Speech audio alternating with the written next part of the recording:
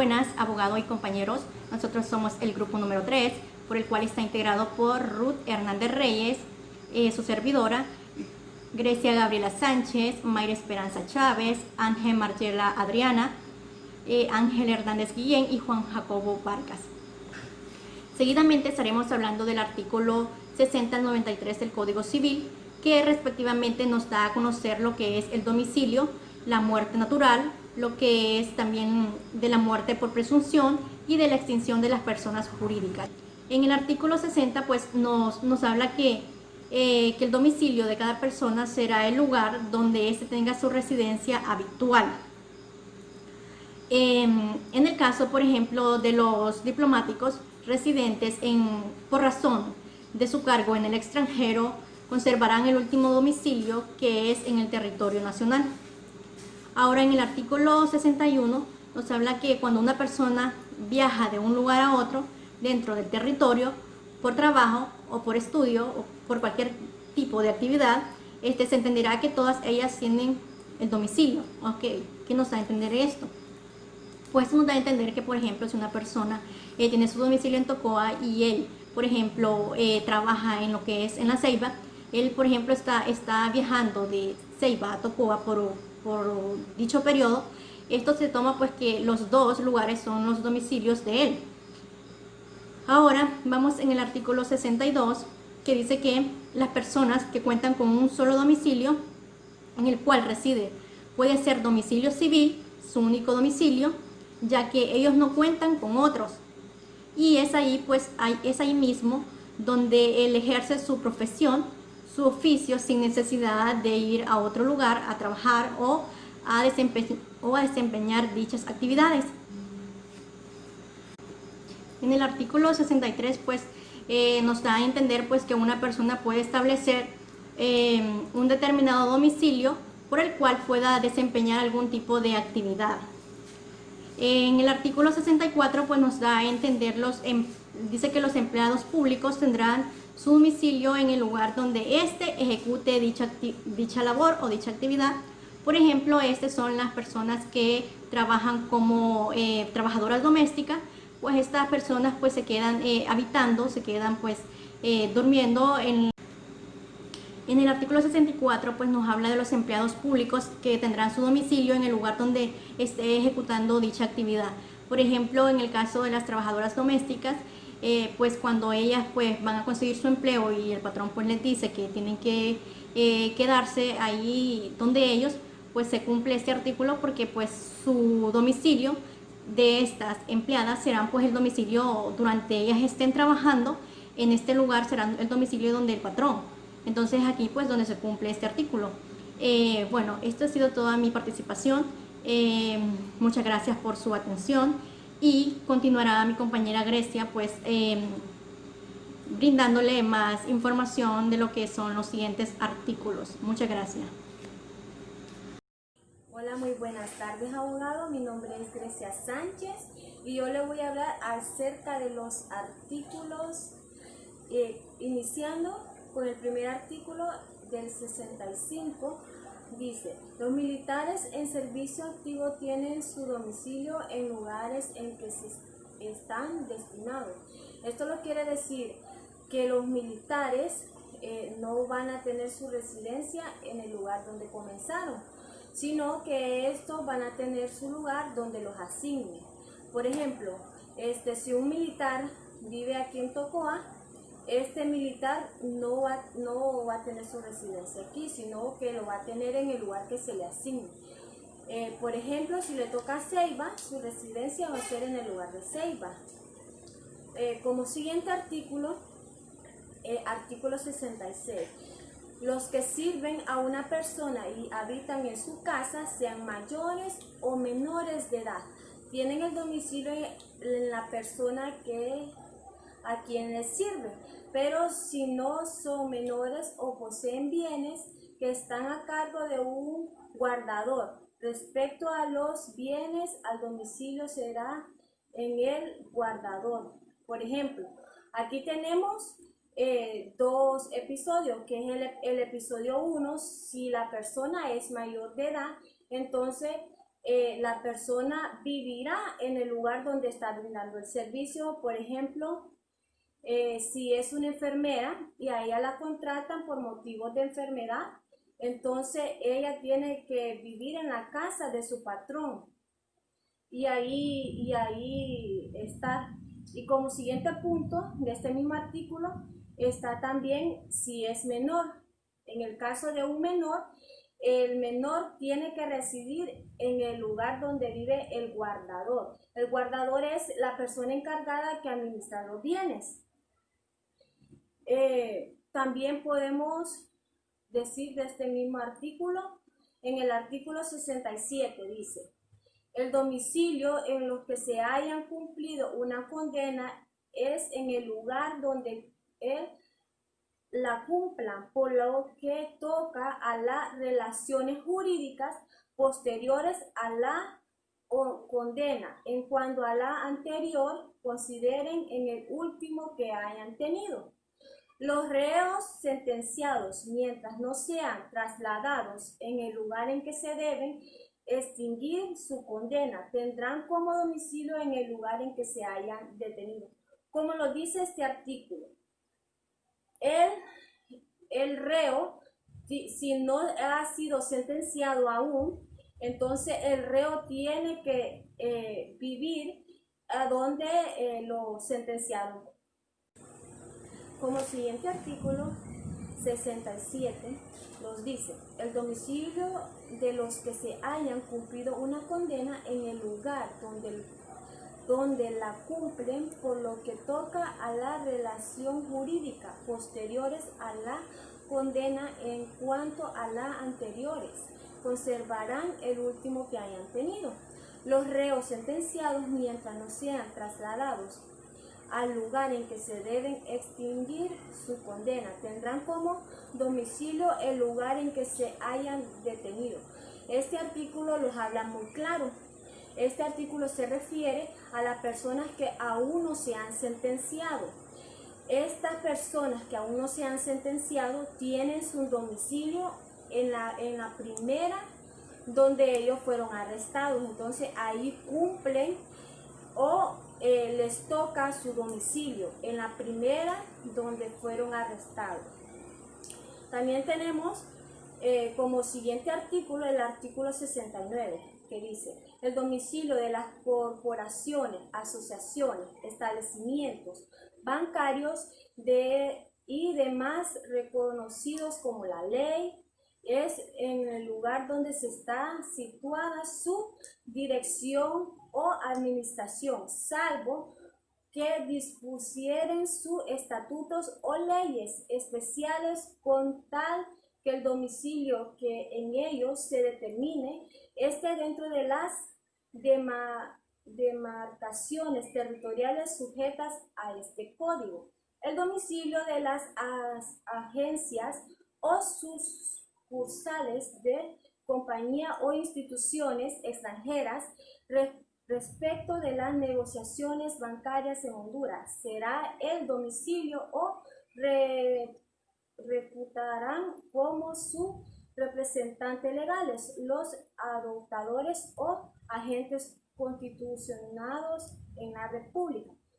Un claro ejemplo de este artículo son los lugares que también tienen otra marca en otros países, como es Wendy. Se sabe que Wendy no solo en el país hondureño tiene su lugar de venta, sino que también en otros países. ¿Qué es lo que hacen los dueños de estas grandes empresas? Contratan a una persona de mayor conocimiento o tal vez hacen concursos, o tal vez personas que también viven allá donde ellos, por ejemplo en los Estados Unidos, viven y los contratan. Entonces estas personas, ¿qué es lo que hacen? Cambian de residencia. Ahora son de Honduras. ¿Por qué? Porque estas personas son las encargadas de administrar dichas empresas. Por ejemplo, los agentes de aquí de Wendy's son como un intermediario entre la República de Honduras, o sea, todos los trámites la República les realiza a dicha empresa, entonces ellos el intermediario entre el patrono, entre el Estado que tal vez exige donaciones o qué sé yo, entonces son el intermediario para llevarle los asuntos legales de dicha empresa. Como siguiente artículo, que es el número 70, los individuos que sirven en la Marina de Guerra de la República tendrán el domicilio en el lugar hondureño en que se encuentren. Este artículo está claro. ¿Por qué? Porque todo marino que esté en aguas hondureñas, su residencia la será en el lugar que esté con respecto en el agua territorial. Un ejemplo claro es un buque de guerra que está en las fronteras de Honduras. Entonces este buque le pertenece al Estado hondureño, claro. Entonces su lugar de residencia de la persona será donde se encuentre el buque. Esto ha sido todo, abogado. Bendiciones. Hola, mi nombre es Mayra Esperanza Chávez Ortiz y explicaré en secuencia de lo anteriormente explicado por mi compañera Ruth y mi compañera Grecia, las cuales explicaban lo que es domicilio. Y entendemos que domicilio es el lugar habitual de residencia de una persona. A continuación explicaré lo que es el artículo 70 al 75, lo cual nos habla sobre el domicilio que tienen las personas que sirven a la Marina de Guerra de la República. Y dice que en el artículo 70 nos habla de que el domicilio de estas personas es el lugar hondureño en el cual se encuentran estas personas. Cabe destacar que las personas que pertenecen a la Marina de Guerra son pertenecientes a las Fuerzas Armadas de nuestro país. También en el artículo 71 nos habla sobre las personas que sirven a la Marina Mercante, que dice que su domicilio se tendrán domiciliados en el lugar de la matrícula del buque. ¿Qué pasa con estas personas? Porque por el simple hecho de encontrarse en una embarcación y su domicilio recae en la matrícula del buque. Pero hay una excepción en este artículo, porque dice que sí, pero si fueren casados, no separados, y la mujer tuviera casa en otro lugar, este se reputará domicilio de aquellos. Una persona que está casada y se encuentre a bordo de una embarcación o pertenece a la Marina Mercante, si esta persona está casada y su esposa se encuentra en la ciudad de La Ceiba, su domicilio será la ciudad de La Ceiba, ¿verdad? También en el artículo 74 nos habla sobre las personas que sirven a la Marina Mercante extranjera. ¿Qué pasa con estas personas? ¿Qué pasa con el domicilio de estas personas? Porque por encontrarse en una institución extranjera, dice que si estas personas no han renunciado a la ciudadanía, estas personas conservan su domicilio hondureño. También en el artículo 75 nos habla sobre el domicilio de las corporaciones, establecimientos y asociaciones autorizadas por la ley. Dice que es el lugar donde está ubicada su dirección o administración en los términos del artículo 69. Pero las compañías, asociaciones y demás instituciones que tengan establecimientos o sucursales tienen su domicilio especial en el lugar de dichos establecimientos o sucursales para solo la ejecución de las obligaciones ahí contraídas por los agentes locales de la sociedad. Por ejemplo, podemos mencionar el Banco Atlántida, el cual está ubicado en la ciudad de Trujillo. Por encontrarse en la ciudad de Trujillo, su domicilio es en la ciudad de Trujillo. Por estar ubicado porque su ubicación no puede ser, su domicilio, si está ubicado en la ciudad de Trujillo, su domicilio no puede ser en la ciudad de Tocoa, ¿cierto? Tiene que ser en la ciudad de Trujillo. Esto es todo mi aporte. A continuación mi compañero explicará sobre los artículos 76 al 82 sobre lo que habla de la muerte natural. Este es mi aporte. Muchas gracias.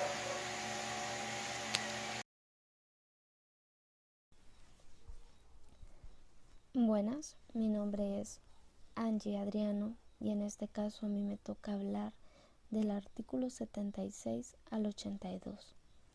El artículo 76 nos indica lo siguiente: los que tengan domicilio establecido en la República, sean nacionales o extranjeros, estén presentes o ausentes, pueden ser demandados ante los tribunales territoriales para el cumplimiento de contratos celebrados en otro país.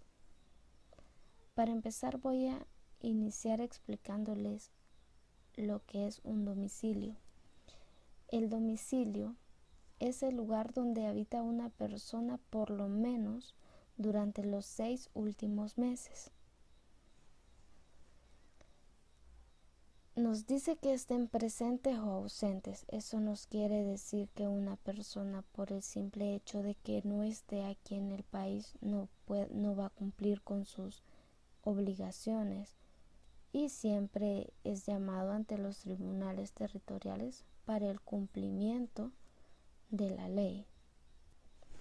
Luego nos dice que también pueden ser los extranjeros que se hallen en el país, aunque no sean domiciliados, si esos contratos se hubieran celebrado con las nacionales o con otros extranjeros domiciliados en la República.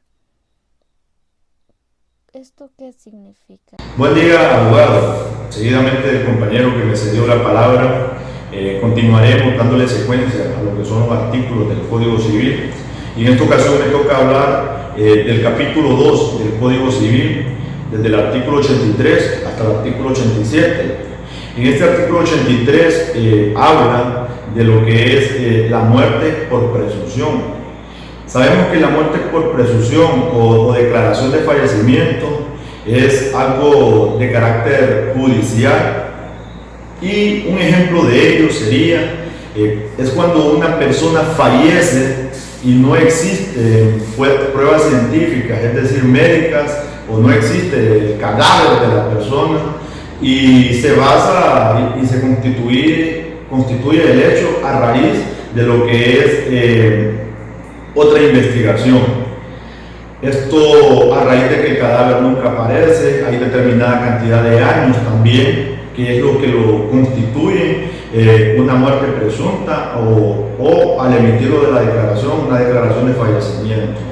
Iniciaremos con lo que es el artículo 83. El artículo 83 nos dice: cuando una persona desaparezca de su domicilio, ignorándose su paradero, se mirará el desaparecimiento como mera ausencia y la presentarán y cuidarán de sus intereses sus apoderados o representantes legales.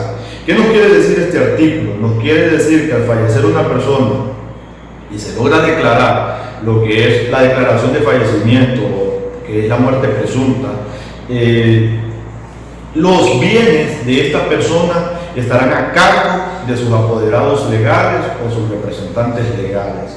El artículo 84 nos dice lo siguiente: transcurridos 10 años desde que desapareció el ausente o se recibieran las últimas noticias de él u 80 desde su nacimiento, se declarará la presunción de muerte a instancias de parte interesada, fijándose como día presunto de la muerte el último día del primer bienio, contando desde la fecha de las últimas noticias.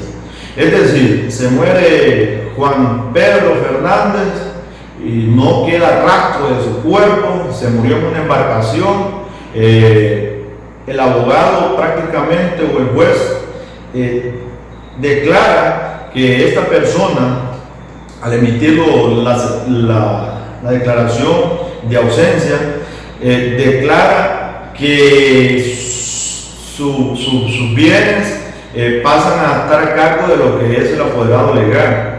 Y fijándose como día de presuntivo de la muerte, dice el último día del primer bienio, es decir, también que se declara el último día donde esta persona residió. No obstante, lo dispuesto en párrafo anterior, si después que una persona recibió una herida grave en la guerra o naufragó la embarcación en que navegaba o le sobrevino otro peligro semejante, no se ha sabido más de ella y ha transcurrido, dice, desde entonces 4 años y practicándose las justificaciones y citaciones prevenidas en el artículo siguiente, fijará el juez como día presuntivo de la muerte el de la acción de la guerra o del naufragio. Es decir, que en el último día que se supo de esa persona, ese día va a ser el día presuntivo de su muerte. Artículo 85 dice: la presunción de muerte deberá declararse con audiencia del Ministerio Público por el juez del último domicilio que el desaparecido hubiese tenido en el territorio de la República. Es lo que hablábamos. La declaración se hará en el domicilio donde don Juan residió por última ocasión. Y si no se sabe, se procede a la investigación y se ubica dónde fue el último momento donde él residió. Es decir, de que si murió en una embarcación, en un avión, en un naufragio, en lo que haya sido, y su última residencia fue en Tocoa, por decirlo así, en el barrio del Tamarindo. Ahí se va a presumir lo que es la audiencia en el juzgado más cercano. Artículo 86 nos dice: el juez, a petición del fiscal o de cualquiera persona que tenga interés en ello o de oficio, podrá exigir además a las pruebas que se le presentaren del desaparecimiento, si no las estimare satisfactorias, otras que según las circunstancias convengan. El juez solicita al fiscal las pruebas y si no se considera que es suficiente, se investigará o se ordenará el procedimiento de investigación de las que él considere. Y el artículo 87, la sentencia firme en que se declare la presunción de muerte se publicará en el periódico oficial y transcurridos 6 meses desde la fecha en que se publicará, se abrirá la sucesión de los bienes del desaparecido, procediéndose con arreglo a las disposiciones del libro 3 de este código. Se hará pública en el diario oficial de nuestro país, la Gaceta, lo que es la presunción o la sentencia o declaración de fallecimiento y de muerte. Esos son los artículos que me tocaron. Espero me haya comprendido, abogado. Muchas gracias por su atención. Bueno, compañeros, a mí me tocó exponerles sobre el capítulo 2 del Código Civil, que nos habla de la muerte por presunción. Pues me toca hablarles de ese capítulo, me toca hablarles del artículo 88 y el 89. Vamos a empezar con el 88. Dice: el que reclame un derecho para cuya existencia se suponga que el desaparecido ha muerto en la fecha de la muerte presunta, no estará obligado a probar que el desaparecido ha muerto verdaderamente en esa fecha. Aquí nos habla más que todo, cuando dice una muerte presunta, es que se supone que la persona está muerta cuando en realidad pueda que no lo esté. Y dice que por el contrario, todo el que reclame un derecho para cuya existencia se requiere que el desaparecido haya muerto antes o después de esa fecha, estará obligado a probarlo, y sin esa prueba no podrá impedir que el derecho reclamado pase a otro ni exigirle responsabilidad alguna. Aquí nos habla más que todo cuando tratamos los temas de herencia, de quién va a ser el heredero. Entonces, si hay un familiar que se quiere declarar heredero pero no tiene las pruebas donde esta persona ya ha muerto, entonces no le va a quitar el derecho a otra persona para que ella pueda declararse heredera si ella tiene las pruebas. Y así dar a cada parte lo que se le tiene que dar. Artículo 89. Si el ausente se presentare o si presentarse se prueba subsistiendo las enajenaciones, las hipotecas y demás derechos reales constituidos legalmente en ellos, para toda restitución será considerado los demandados como poseedores de buena fe, salvo prueba en contrario el haber sabido y ocultado la verdadera muerte del desaparecido o su existencia constituye mala fe. Este artículo nos habla más que todo que si la persona presunta que está muerta reaparece, a esta persona se le recobrarán todos los bienes que él poseía antes. Claro que si ya se ha declarado heredero a otra persona y si es un terreno y ese terreno ya está hipotecado o algo, entonces esta persona que viene a recobrar los bienes, viene a recobrarlos con las enajenaciones, las hipotecas y todo lo que esté encima de las cosas materiales que fueron heredadas. Dice que si quiere una restitución, se van a tomar a los demandados como poseedores de buena fe porque tenían, o sea, ellos en su parecer tenían pensado que la persona había muerto, pero no lo estaban haciendo en mala fe. Pero cuando nos habla en la parte de abajo que el haber sabido, dice que constituye mala fe, aquí nos habla de que la persona se declaró heredera sabiendo que la persona no estaba muerta, sino que desaparecida. Ahora vamos al capítulo 3, donde dice extinción de las personas jurídicas. Aquí me toca hablarles desde el artículo 90 hasta el 93. En el 90 dice: la existencia de las asociaciones y corporaciones termina por la destrucción de los bienes dedicados a su sostenimiento. Aquí nos habla de que una asociación, una corporación, puede determinar si la materia prima, ya pueden ser la maquinaria que tenga esa asociación, esa corporación, se desmantela, se funde o ya no puede mantener en su sostenimiento la corporación, pues esta se termina diluyendo. En el artículo 91 dice: las corporaciones no podrán disolverse por sí mismas sin la aprobación de la autoridad que legitimó su existencia. O sea que para disolverlo tienen que ir a la persona jurídica que lo creó y él podrá decir si se disuelve o no, dependiendo, porque dice: podrán ser disueltas en virtud de la ley a pesar de la voluntad de sus miembros si llegaran a comprometer la seguridad o los intereses del Estado o no correspondieron al objeto de su institución. Esto lo podemos ver más que todo con los bancos, donde el banco, si el banco llega a caer en quiebra o algo, o no tienen el papel suficiente para crear el dinero de las personas, entonces esta se va a terminar, y entonces donde nos dice que va a comprometer la seguridad y los intereses del Estado, habla que entonces el Estado va a tener que hacerse responsable por lo que hace falta para mantener el dinero activo, que se siga moviendo entre las personas, y así terminar que dice o no correspondieran al objeto de su institución. Eso ya es el banco, cuestión de que ellos no cumplieron. En el artículo 92 tenemos: si por muerte u otros accidentes que han reducido los miembros de una corporación a tan corto número que no puedan cumplirse los objetos para que fue instituida, o si falta todo ello y los estatutos no hubiesen previsto el modo de integrarla o renovarla, en estos casos corresponderá a la autoridad que legitimó su existencia dictar la forma en que ha de efectuarse su integración o renovación o declararla disuelta. En este artículo nos habla más que todo, como nosotros sabemos que para crear un sindicato tiene que haber un mínimo de 30 personas, entonces aquí nos habla de que si en ese sindicato hubieron, digamos por ejemplo por muerte, mueren 7 personas, 8 personas, quedarían 22, entonces no estarían cumpliendo el requisito para tener las 30 personas para el cual formar el sindicato. Entonces aquí la persona que lo creó va a efectuar su integración o renovación, o si no pueden cumplir con el requisito de 30 personas, la van a declarar disuelta.